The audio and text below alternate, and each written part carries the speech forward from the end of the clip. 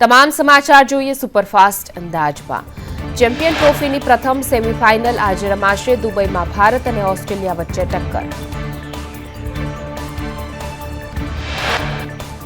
Champion ટ્રોફીમાં આજે ભારત અને Australia વચ્ચે ટક્કર। વારાણસીમાં ભારતની જીત માટે કરાઈ પૂજા આરતી। દુબઈમાં ભારત ઓસ્ટ્રેલિયા વચ્ચે સેમીફાઇનલ મેચ।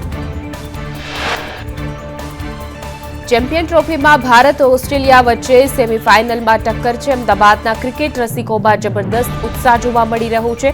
ઓસ્ટ્રેલિયા પર ભારત ભારે પડશે તેવું ક્રિકેટ રસિકોનું માનવું છે। ભારત ઓસ્ટ્રેલિયા વચ્ચેની સેમીફાઇનલ મેચને લઈને ક્રિકેટ પ્રેમીઓમાં ભારે ઉત્સાહ। ક્રિકેટ પ્રેમીઓને વિરાટ કોહલી સેન્ચુરી મારશે તેવી અપેક્ષા। ઓસ્ટ્રેલિયાની ટીમ મજબૂત ટીમ છે, પરંતુ ચેમ્પિયન ટ્રોફી ભારત જીતશે તેવો આશાવાદ।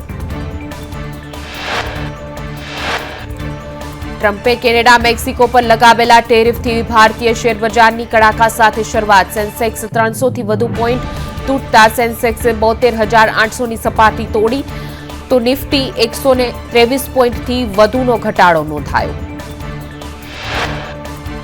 આજરોજ સેન્સેક્સ 300 પોઈન્ટ ઘટીને 72,700ના સ્તરે પહોંચી ગયું છે। નિફ્ટી પણ 100 પોઈન્ટ ઘટીને 22,000ની નીચે ટ્રેક થયો છે। ભારતીય શેરબજારનું 9 મહિનામાં સૌથી નીચું સ્તર છે।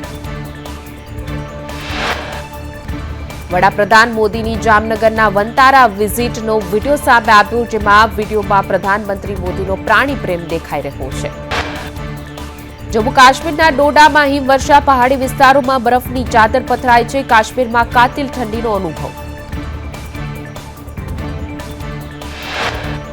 જમ્મુ કાશ્મીરના બનિહાલમાં ભારે હિમવર્ષા, પહાડી વિસ્તારોમાં બરફની ચાદર પથરાઈ। જ્યાં જુઓ ત્યાં માત્ર બરફ જ બરફ જોવા મળી રહી છે।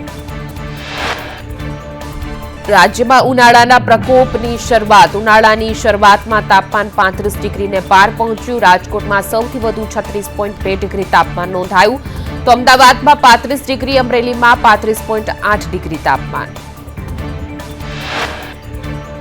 વિધાનસભાની બીજી બેઠકમાં સીએમ ભૂપેન્દ્ર પટેલ જાહેરાત કરશે। નિયમ 44 હેઠળ CM Bhupendra Patel obesity free કેમ્પેઇનની જાહેરાત કરશે। અગાઉ પીએમ મોદી રાષ્ટ્રીય કક્ષાએ જાહેરાત કરી ચૂક્યા છે। ગુજરાત વિધાનસભા બજેટ સત્રનો આજે 9મો દિવસ છે। વિધાનસભામાં આજે 2 બેઠકો મળશે। ગૃહમાં મહત્વના ચર્ચા અને નિર્ણયો માટે 2 બેઠક। પ્રથમ બેઠકમાં માંગણીઓ પર ચર્ચા અને મતદાન થશે, જ્યારે બીજી બેઠકની શરૂઆત પ્રશ્નોત્તરી કાળથી શરૂ થશે। પ્રશ્નોત્તરી કાળ બાદ મુખ્યમંત્રી મહત્વની જાહેરાત કરશે।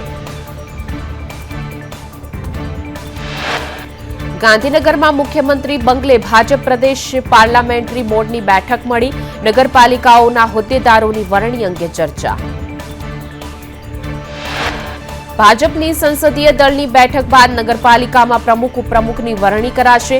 કાલે એક સાથે પ્રમુખ હોદ્દેદારોના નામની જાહેરાત થશે। સુરતમાં શિવશક્તિ માર્કેટમાં વેપારીઓને પ્રવેશ અપાયો। માર્કેટના 500 વેપારીઓને દુકાનમાં જવા દેવાયા।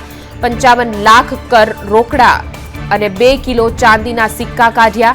5.5 વેપારીઓને વારાફરતી દુકાનોમાં લઈ જવાયા।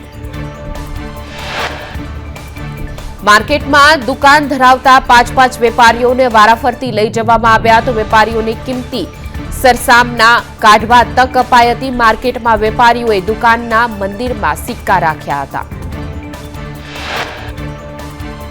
નિષ્ણાંતોની 3જા માળ સુધી જવાની પરવાનગી આપી। માર્કેટમાં 4થા અને 5મા માળે જવાની હજુ પરવાનગી નથી। વેપારીઓ સાથે માર્કેટમાં ફાયર વિભાગના 5 કર્મચારી અને 5 પોલીસ કર્મચારીઓ ગયા।